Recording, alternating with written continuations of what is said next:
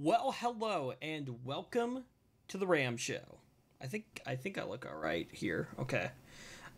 We are waiting for Zach to join us here. Hopefully, we are late this week because of fabulous Windows updates.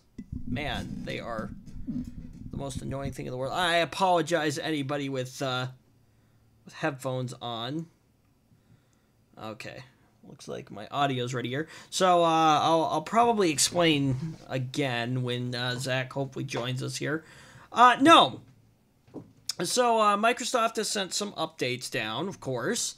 And I typically update my system right away, which in this case was a mistake because apparently it decided that the update did not want to play nice with my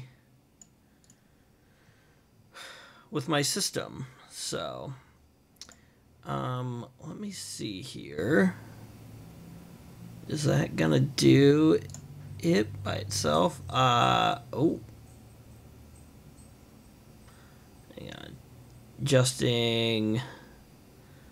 So, while we're waiting for... Okay, so Zach, I just got a message here from Zach. He says just a minute here, so I'll join him in a minute. While we're doing that, I'm gonna talk about something real quick this week that we can do while we're waiting here. So, in a previous episode of the show, the color was changing all over the place for my webcam. It didn't look good. And so I'm going to talk about that real quick. So turns out there actually is a control panel for my webcam here. And so there's something called white balance. And white balance, we've talked about this on the show before, but basically what it does is it allows us to tell the camera what white is exactly. And when you have a white balance that's off, as I'll present here in a moment, now you can see that the color looks really off, and the same thing in the other direction. That looks really, really bad and great, and the phone's ringing in the background too. So as I adjust this here, and let's see here, that looks way better, I think. So it would also help if I had some fill light from probably this direction, because there's fill light from this direction, which is this would be my right, your guys' left, vice versa. So anyway, so still waiting for Zach to join us here, and that's okay. We're gonna save those settings there. This is going to be a rather interesting show, kind of at this point, cut down version. Well, you know what? This'll work. While we're waiting for Zach, I'm going to talk about one quick topic here, that I'll get opened up here. So, on September 20th, FEMA, which, I should know what that stands for, but I don't. Federal Emergency Management Agency.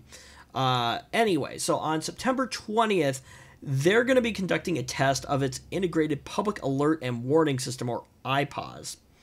And it's bringing together two existing systems that are already in place. The Emergency Alert System, which is the one that you're probably most familiar with when you're listening to the radio, you're watching TV, and it's got that really loud, annoying noise.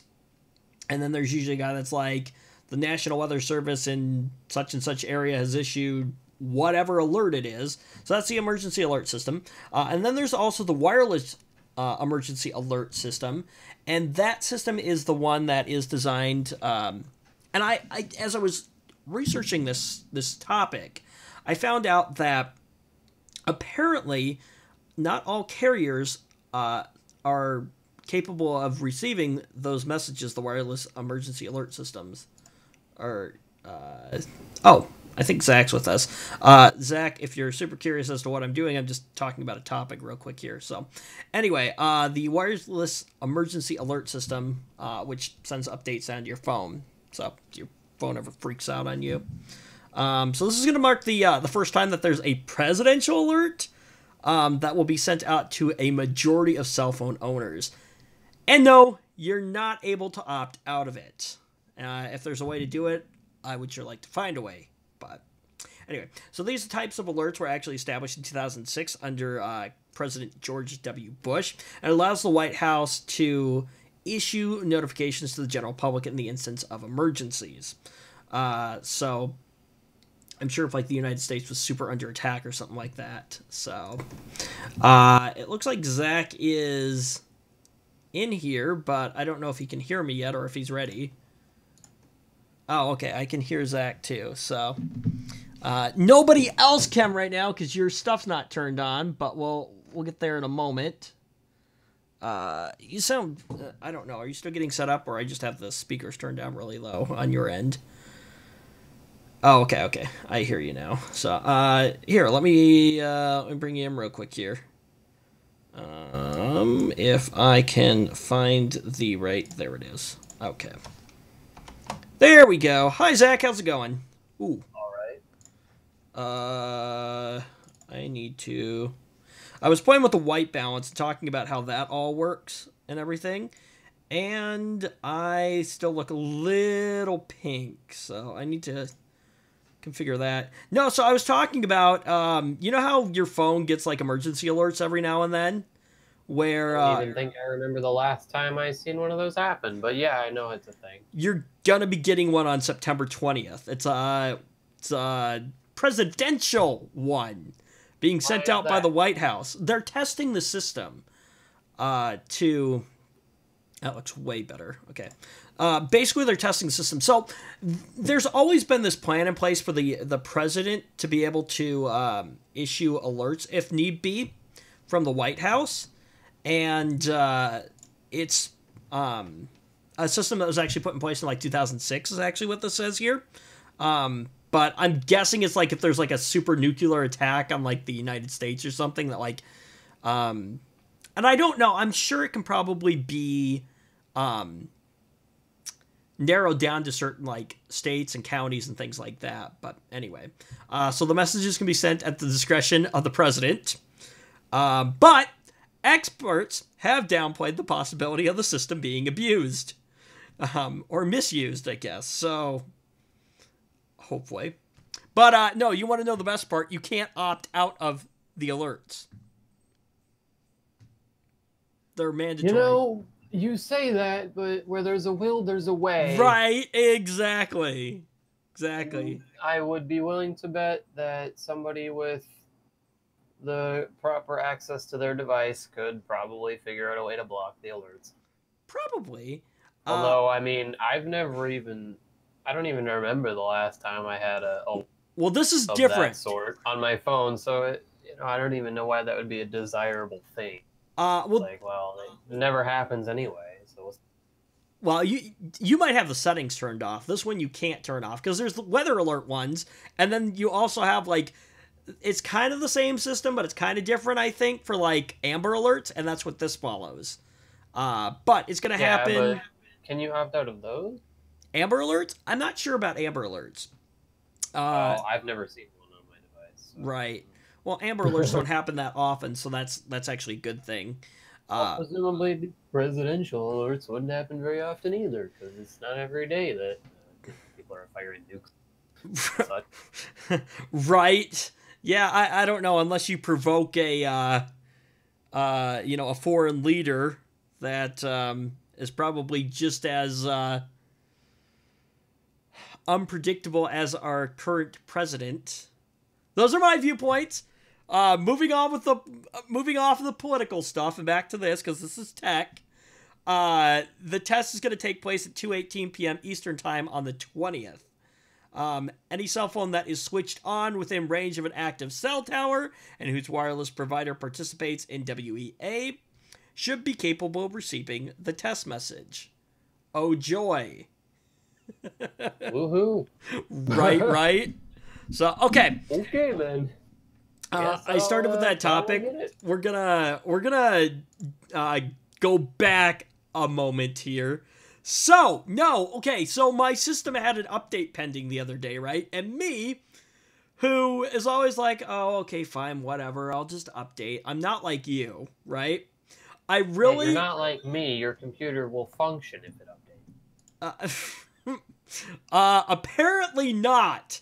Like, the webcam was not... we thought. Right. The webcam was not being detected. My mic was not being detected. I thought maybe it was like... See, because I was going through different scenarios in my head. I was like, okay, did OBS freak out? So I uninstalled OBS and reinstalled it. That didn't fix it. So I was like, okay. And I mean, I probably should have started with the more simple things first. Like, actually, I think I did. But I ended up uninstalling OBS and reinstalling it.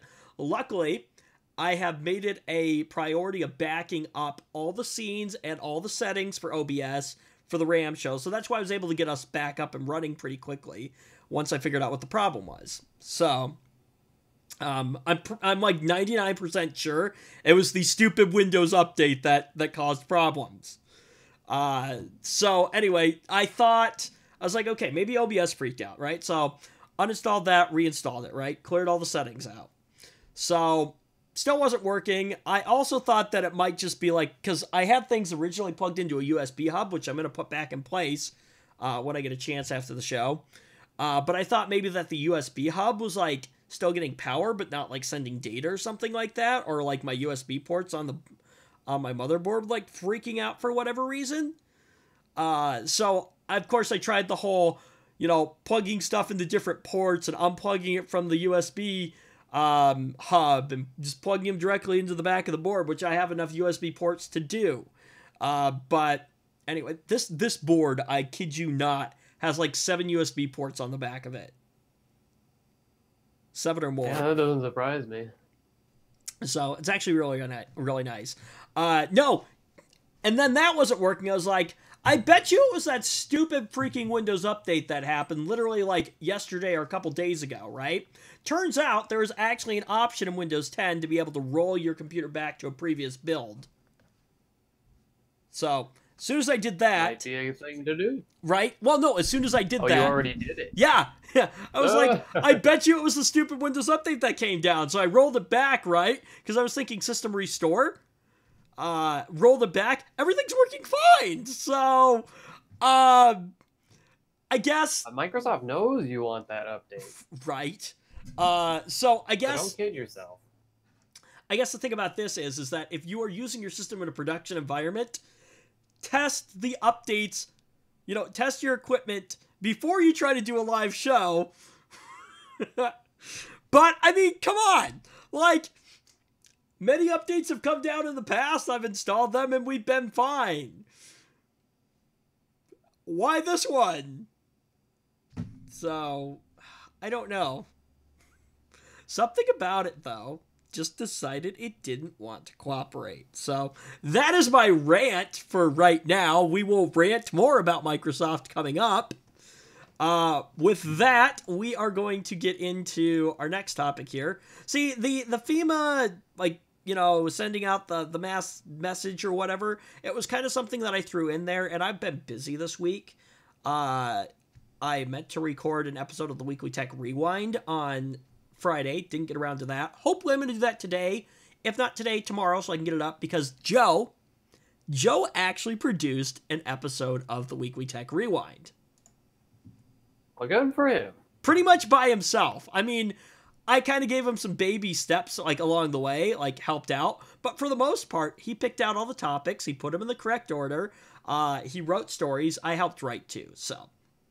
But in terms of picking out what we were going to put in there, and the layout of the show, he did that all by himself. So, which I'm actually proud of him. Yes, I did, he says in the comments. So, no, because you put so much work into that, Joe, I need to make sure I get that video up, though. So, and hopefully that's going to be a weekly thing. Don't worry, I'm still producing the RAM show.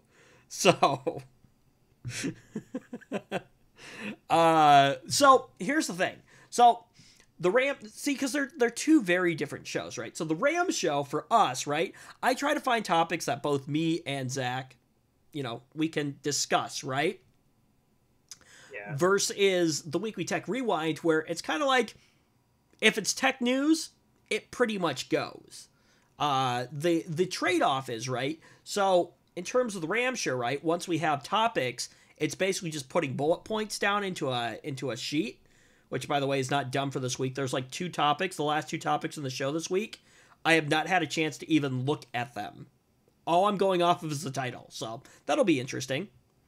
See, somebody wanted to, right? Somebody wanted to actually be able to, I don't know, finish the doc or at least read through those before, but apparently Microsoft had other plans for me, so...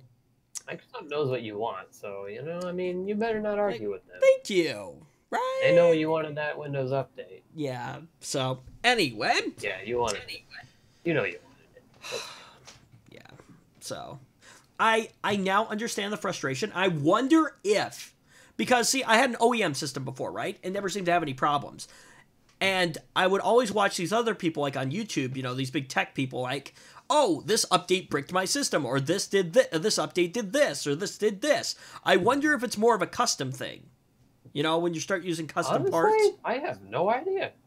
That wouldn't really... I would not expect that to make much sense. Well, but see, here's the thing. You have different manufacturers that are all doing their own things, Think about, like, the motherboard. There's probably slightly different things in it. But at the same time, you're talking about the operating system, not the... That is true, components. But... This is an operating system thing, not a component thing. Is it? Or is it an operating system not playing nicely with the a function on the board, say, like the USB ports, where it's not interpreting something correctly? I don't know. But it might on another... I don't know either! I'm just putting that out there. An operating system developer question, more than likely. Yeah, I'm just putting it out there, so that's the thing on that. Anyway, okay, so tech topics for this week, okay? Tesla's keyless entry system is vulnerable to spoofing attack. Lovely! So I was watching a video on YouTube. I went down the YouTube rabbit hole, and it was tips about, owning a Tesla and stuff like that. Let me ask you, okay? Because the idea of the Tesla is intriguing to me, right? What do you think? What do you think? If you had the money for it, would you buy one? I'm not a car junkie, so that's a tough sell. No, you're not, but... They do look like they're nice to drive, I suppose. I don't know. So, I like the autopilot function of them. Oh, yeah, don't we all? You can't obviously be a dumb about it, because, people were, like, putting sandbags in the seat and, like, hopping in the back. Like, you're just asking for trouble at that point. Yeah. I know it's autonomous, but, like, it's not perfect. And this is, like, what it, like, was new, too. So, anyway. But last week, Tesla's security update may have been more urgent than the company actually let on. See, researchers at KU Leuven,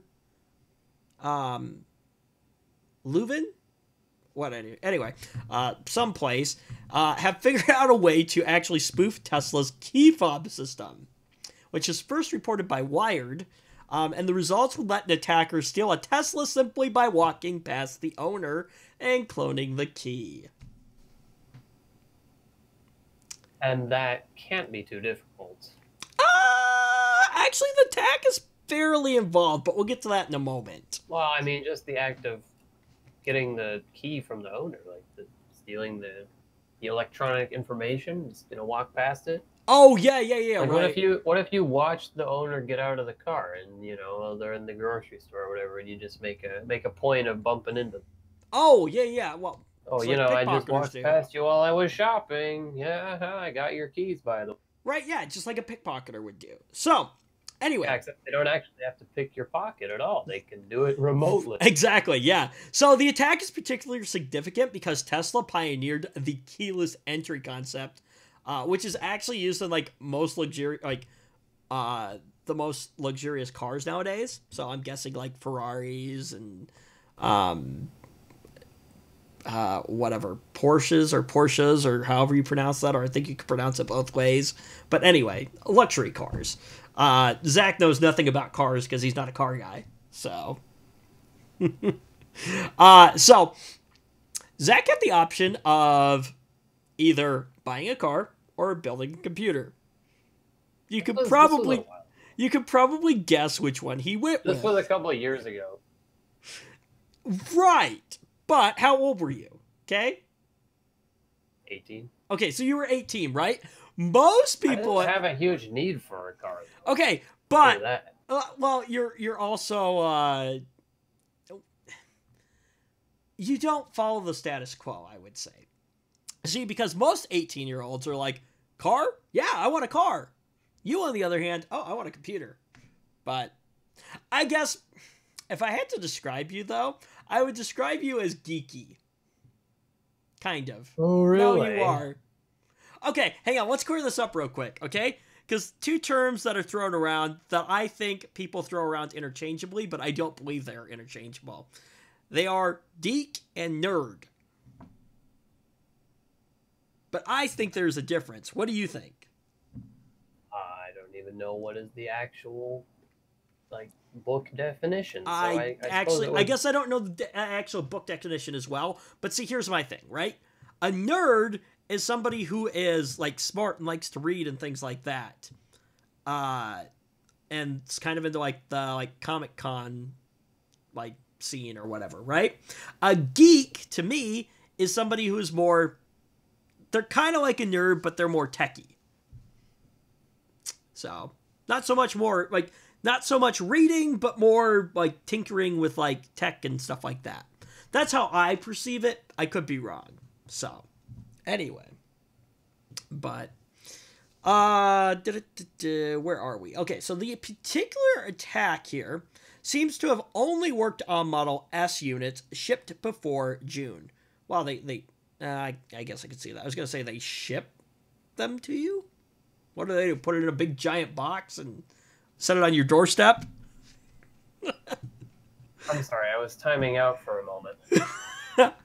What I was saying was the particular attack here seems to only work on Model S units shipped before June, right? I was like, they ship Teslas, but I can see it. They probably do from overseas, but I was making a joke where I said, what do? Put it in a giant box and put it on your doorstep? That doesn't necessarily, when they say ship, that doesn't necessarily mean... I know. Overseas. I know. They rolled out. Right, yeah. I guess that's just a weird concept to think of for a car, saying you shipped a car. I guess. So that's why it threw me off at first, but I could see it, right? So last week, Tesla pushed out an update that strengthened the encryption in the remaining vehicles. And they also added the option to have a PIN password before the car will even start. So it's kind of like two-factor authentication for your car. Which, okay. So not only do you need the fob, but you need the 4-digit PIN too. Well, I would imagine either 4 to 6 digits to get your car to start. Probably a minor inconvenience, but if you're super, like, concerned about somebody stealing your car, I think it would probably add some peace of mind. I don't know. What do you think? Yeah. So, anyway, but even though Tesla owners can add the PIN, by disabling passive entry in the doors and lock section of settings. Okay, this car has settings. This thing is like Teslas are basically a rolling piece of tech. I would love to totally check one out. Like, I just, that seems weird to say that your car has settings. In that sense, like computer settings. Like, there's obviously things in a car that you can adjust and things, but like, when you start talking about like those kind of settings, it's like, this is not a car anymore. This is like a computer with wheels. But essentially that's what a Model T is. But or a Tesla is. Anyway, but yeah, so the attack is actually fairly involved. So I have to look in the article here. So yeah, so the attack is fairly involved. Okay, so because of the back and forth protocol, attackers would have to sniff out the car's radio IDs, which I guess is broadcasted from the car at all times, but then relay that ID broadcast to a victim's key fob and listen for the response, typically from within 3 feet of the fob. And then if they can do that back and forth twice, the research team found that they can work back to the secret key powering the fob's response, letting them unlock the car and start the engine. So it's not something that your probably average person is going to be able to do. Right, yeah. So that's why I said it's fairly involved. But if you're still concerned, you should know that Tesla cars, for the most part, are already pretty theft resistant because there's a built-in GPS that you can basically use to track where your car is if it's ever stolen. It's kind of like Find My Phone for your Tesla. So that's kind of cool. Yeah. Yeah. Although, okay, so that definitely opens up the argument for, is Tesla spying, on where I'm going by collecting the data from the... Actually, I think it does collect some data, probably, for, like, maps and stuff like that. I don't know all what Elon Musk is, gathering or storing or what, but anyway. So, I'm sure there's probably some, like... document somewhere that's like, this is what we're collecting from you and blah, blah, blah, blah, blah. And click here if you agree or whatever, or sign here if you agree. And, who reads those things anyways, right? So, yeah. But if you have a Tesla, something to be aware of for right now. So...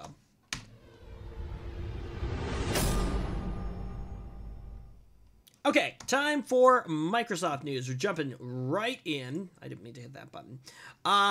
So this is kind of this is another one of those Microsoft hang on one second here. This is another one of those Microsoft things that is going to make Zach be like, "What?" Oh, here we go. Yeah. Yeah. This will be fun. So, let me find the correct tabs here. Okay, I'm going to drop this to you real quick. Now, before don't give it away, look at the picture. I just want your response. But don't give too much away. I just want your response. Oh, that sounds like the typical, when you install Windows 10, you open up Edge and then use it to proceed and download your preferred browser, which is and, then whenever you Google Chrome or Firefox or whatever, Microsoft makes sure to inject a little pop-up for you about how great Edge is. Exactly. Yeah. So, Microsoft test warning Windows 10 users not to install Chrome or Firefox. You already have Microsoft Edge. Bad for their computer? Yeah, right. you already have Microsoft Edge, the safer, faster browser for Windows 10. Also the inferior browser. Right? The God, I wish I was like good at coming up with witty things right on the spot, but I'm not. I was gonna say I was gonna drop the S word there, but we don't swear on the Ram Show, or we try not to. The ishier, watered down version of Chrome and Firefox. Does that work?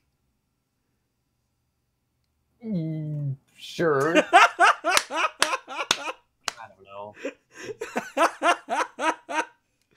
So, anyway, no, this is the thing that they're doing, right? Well, kind of, okay. I took that out of context just a little bit, but Microsoft is testing a warning for Windows 10 users not to install Chrome or Firefox. So Microsoft is in the final stages right now of testing the next update for Windows, which we talked about, which I believe is going to be the October 2018 update. Because again, apparently naming committees just don't exist anymore. So, testers take 5 minutes and come up with something cool to call it. Right. Well, the code name, I don't remember what the code name was, but the code name was actually pretty cool. I think it was like Redstone or something like that. Like, that's a way cooler name than, Windows 10 October update. Right? We'll see if this new update bricks Zach's computer, or just maybe sends it into. I'm still thinking about that upgrade, and it might happen in maybe a month or so. Let's see. So wait, what upgrade of the system? Yeah, my computer. What do you? We got to talk about that in a moment. Let's get through this real quick here. Testers have spotted a new change that appears when you try to install a rival web browser. Surprise, surprise! Surprise, surprise. Microsoft doesn't want you to install their competitor's browser. Yeah. Well, okay, so here's the good thing. Microsoft is only testing this for now, and it's not going to actually appear in the final October update. Or at least, that's what's been said. Yeah, but I would not be surprised to see it appear in the future. Right! Although the thing, I guess, to think about is that, like, is it really going to do anything? Is it going to do anything? It's not going to stop you from installing those browsers. So what's the problem? I don't care. If Microsoft wants to plug their garbage for an extra 2 seconds while I'm trying to install a fresh copy of Windows 10, then fine. I don't care. I'm still not going to change my preferred browser. Wait, but remember, right? At some point, we want to look at just building a pre-configured, version of Windows, and then just burning that as an ISO that we can just run and be up and running in no time. So, anyway, well, again, that's something that we have to look into doing here soon, or in the future. So, anyway, so the new changes appears when you try to install a rival web browser. We'll see if I can talk. So, again, it says you already have Microsoft Edge, a safer, faster browser for Windows 10. Which appears when you run the Chrome or Firefox installers on the latest Windows 10 October 2018 update. Now, again, as we said, this is just simply a testing thing right now. They're just testing it. Not going to appear in the final version of the October update. But Microsoft does test feature changes over the course of its updates. But this particular change was not documented in the company's various blog posts. And also appeared very late in the testing stages. I wonder if there's a reason they kept it secret. Perhaps because they knew that people would not be fond of it. Right. Although, like I said, I don't really see the issue with this. Like, it's like one more thing to click through. Yeah, it's just going to be annoying. Whatever. So, the prompt is still going to appear, the prompt... Although it comes off as almost desperate. Right, yeah. Like, pretty please don't install that other browser, user. Right. Yeah, so the prompt may still appear in other future versions of Windows 10. We want you to use Edge. But see here, well, okay, this is what the article says here, but I wonder, because it says that will depend on feedback from like the testers, basically, to this controversial change. But, as we've seen in the past before, Microsoft, I don't know. Microsoft are not keen to acknowledge said feedback. Sometimes they are, because they're getting better at it. They're getting better at it. With. Well, we still know how great they are at ignoring it. That is true too. And see, that's the thing. Will they ignore it? Will they listen to it? So while the prompt can actually be turned off, but here's the thing: is it going to remain something that can be turned off if they implement it? I can see it not being something that you can turn off. That's the problem, though. You're going to see it once, and then when you install your better browser, you'll just unless they code it so that it pops up randomly on you. Then that would okay. Well, that is time to just I don't know. That's bad times. Exactly. Yeah. If they are actually going to do such things like that, that's bad times. That's bad times. Yeah. What are they doing? They're actually going to be that intrusive with the operating system? Seriously? Like, I would even find that hard to believe from Microsoft. I don't even think they would do that. I don't know. I mean, they did force people to, upgrade to Windows 10 without their permission. Remember that.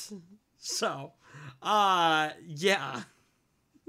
But no, this is just another example of Microsoft infesting Windows 10 with annoying ads and pop-ups. Because why? Because, see, there's been similar prompts that have appeared in an attempt to push Chrome and Firefox users to Edge. But the latest one steps up Microsoft's war against Chrome even further. And it's not clear why Microsoft thinks that this is a good idea to include these infuriating prompts. Because here's the thing, right? If I go to install another browser, right, and I see this giant pop-up window that's like, oh, switch to Edge. No! It's just gonna make me want to not install Edge even more. Like, oh, hey, what's boink? And that's the other thing. If I'm installing Chrome or Edge, I'm probably Chrome or Edge. If I'm installing Chrome or Firefox, I'm probably doing it for a reason. Yep. Just saying. Like, yeah. So, now Microsoft has previously pushed notifications to Chrome users to tempt them to switch to Edge. Tempt? More like push them more away from Edge. That's like the little kid. Can I have this? Can I have this? Can I have this? No! Anyway. So, let's see. They've used OneDrive ads and File Explorer and preloaded a variety... Oh, yeah. The one that I always go off on a rant about is the extra freaking crapware that's on your Windows 10 box that comes back after you install it. Why? That is the one. Huh? That is the one that I want an explanation for. Why, after I uninstalled something, again, uninstalled something, does it, I don't know, magically reappear?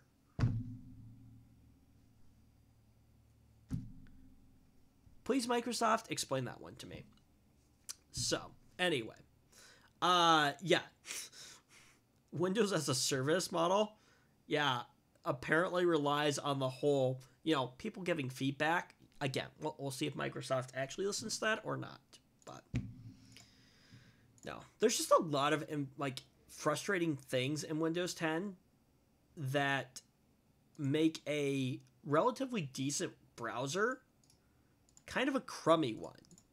Does that make sense? Did I lose you? Uh-oh. Are you there? I can't hear you. Yep, I'm here. Can you... Oh, there we go. There we go. We're good. Okay, what was the last thing you heard me say? Crummy browsers. Oh, crummy browser. I went off on a small tangent about, how they install crapware and stuff, and then it comes back, right? But... Oh, yeah, I heard that. Here's the thing, right? It's really sad because Windows 10 is actually a good operating system. It's just bombarded with all this extra crap that doesn't need to be there that actually kind of makes it a crummy operating system. Does that make sense? Kinda, yeah. So, yeah. Like, the way it's built and things like that, like the back end and stuff and the way it runs is actually pretty good. And I will say the design elements actually aren't that bad either. It's just all the annoying extra, telemetry data and pop-ups and other crap like that, It's like, oh, did you know that in some versions of, Windows, you can't uninstall OneDrive? It's, built in. Yeah, actually, I have seen that. Yeah, that's annoying too. Again, and we've talked about this one before too, but this is always the funny one, right? Is what is it? Oh yeah, getting started with OneDrive, and they've got that little PDF file in there. There's only one step, okay, that I've come up with, right? Step 1 to using OneDrive. Uninstall OneDrive.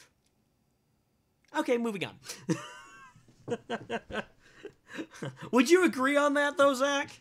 Yeah, definitely. So, you know what? Okay. Let me, this is not the week to run over. I didn't want to do this week, but that's all right. I've got about 15 minutes. Right. Okay, we're going to drop this story here. we're going to talk about this real quick here. So, NVIDIA brings a one-click overclocking, or brings one-click overclocking to its graphics cards. I don't know how this really works, but this is interesting. Okay, so NVIDIA is making it easier for PC gamers to overclock their graphics cards. So there's a new tool dubbed NVIDIA Scanner, and that's going to be available for the company's latest line of, of course, it's only for the GeForce RTX 2080 graphics cards, but it will provide a one-click overclocking solution. I don't know. What do you think about that? I'm curious how that works. Like, so is it able to self-test and kind of determine the limits of that specific chip, or what? I don't know. So this says that... Or is it just taking, like, pre-configured settings that are likely to work on all chips? Yeah, I'm not sure. But NVIDIA is running its own workload to test the limits of the GPU by pushing its clock speeds and checking the voltage curve to detect any failures. Interesting. Right. So more sophisticated than your average motherboard's built-in self-overclocking. Right. Yeah, I think. So, okay, here's what this says. So if you're interested in overclocking a gaming PC, the testing phase and tools can be a little daunting. It's a time-consuming process that puts many people off from experimenting with GPU overclocking. Oh, okay. So the NVIDIA Scanner aims to take care of that, or take care of the testing in around 20 minutes. So I think you're right. I think it does scan the card or whatever. So NVIDIA has built its RTX 2080 GPUs with overclocking in mind, but the company is also planning to make Scanner available on older generations of GPUs as well. So NVIDIA is working with MSI, Gigabyte, Asus, and other card manufacturers to support these additional cards with an API to plug into existing GPU management tools. Interesting. So... neato. Right? No, I think that's how it works. I think I'm sure we'll probably learn more, but it sounds like it just runs like a 20-minute test or whatever like that. Probably, determines voltage and clock speeds and stuff like that, and then figures out what the best, the best settings are. Configuration. Right. Yes. So, anyway, all right. We're going to cut the show short this week here. Before we do, real quick, you were talking about upgrades, so that's the last thing we're going to talk about real quick here. And then we will end this show for this week. So, but anyway, okay, so upgrades coming soon. What are you thinking? I am thinking that probably 2700X, but I'm going to fish for some deals on Threadripper boards and see about that option. So you're thinking of 2700X like I have here. Yes. Like it would truthfully, it would be plenty. The only reason to go bigger is to keep it for longer. Right. Well, okay. I've had this 4790K for 3 years and it's doing all right, but it's kind of I'm approaching the limits of right it's able to do. Well, so here's the thing too, is like, and I've said this in the past before, but I'm also going to say this too. I guess my philosophy in most cases is if it's worth doing, it's worth overdoing. Because why not? Right, yeah. Why not? But at the same time, okay, you also have to look at your budget here too, and look at what it is that you need as well. So a 2700X, 8 cores, 16 threads, right? For you is plenty. And here's the question to consider is, how many of your games can utilize the extra cores and threads? Like 12 cores is looking at like, what am I even doing territory. Right. It's not like my stuff where like, I'm sure Premiere and After Effects can, or the Adobe line of products can utilize the extra cores and thread counts, but anyway. Because that isn't really, multi-core processing isn't really built into a lot of games, is it? No, it's not that. It's that I just have piles of stuff open. Oh, well, I mean, that helps too, take the loads off of a bunch of stuff and give you more cores and threads to handle all that stuff. That's not all of it. So I will consider my options. Right. Okay. So you got a processor option down. Obviously, it's basically it's either a 2700X or a 2920X. The 2920X is not out yet. Right. Yeah. We'll see. Which at that point we'll see where the I know what the MSRP is said to be 650. I don't know where the actual prices are. Okay, but even if it's 650, your board's still going to be probably in the $300 the boards range. Are so expensive. That's the problem. I could squeeze the CPU into the budget if I could get a nice board for $150, but the board's going to cost at least twice that. Right. It's just looking at, and especially with RAM, I'm just like, oh yeah, because you're going to need DDR4. How much RAM are you running? You doing 12 or 32? I'm not sure. I might do some weird number like 24. 24. Probably 32. Because I don't need 32, but 16's pushing it. So it's like, well, if I could do 24, that'd be great. I don't know. I'm running 16. I buy a 24 gig RAM kit. I do. Yes, right. I've run 16 for. No, I'm running 16. I'm running 16. I think it's fine for what I'm doing. Most of the stuff that's being done is, in terms of video editing, is being done on the CPU side. I need to figure out how to do it on the GPU side. I have actually, in the last few months, even encountered a few things crashing as a result of not enough memory. So, interesting. Yeah, I'm chewing it up. So need some more. Okay, so 32 gigs of RAM, DDR4, of course. We got your CPU, we got your memory. You're gonna keep the same power supply, probably, right? What are you? 650, 750? It's a 750. 750. Have you decided what you're doing for graphics yet? You keeping the 980 Ti or what I have? Okay. Keeping what I have. And then looking at upgrading later. It's tempting to consider a new card, but I'm just like, I'll wait. Okay. I don't know. I could maybe consider a secondhand card, secondhand 10 series card, maybe, but it would have to be a 1080 Ti, and even for it to be a good up. And at that point, it depends on what's the secondhand market looking like. Right. Yeah, with the new cards out there. But I would consider a secondhand 1080 Ti. Right. I would love to talk to you more about all of your stuff, like your upgrade, which I think maybe we'll do next week, because I've actually got some commitments that I have planned. How about when I know more, we can talk about Well, that too. Yeah, that works. So anyway, with that said, I know short episode this week. Thank you, Microsoft. Yeah, that was a thing. So anyway, with that said, we're going to end this episode of the RAM Show. Hopefully next week's show will go a lot better. So anyway, thank you so much for watching. Thumbs up if you liked it. Thumbs down if you didn't. Comments down below. Like, subscribe, all that fun stuff. Yeah. We'll see you guys next week, I think. And look for a Weekly Tech Rewind video to come, hopefully tonight or tomorrow or sometime later this week. But I'm going to make sure we get it out. So, anyway. All right. Bye. We'll talk with you guys next week.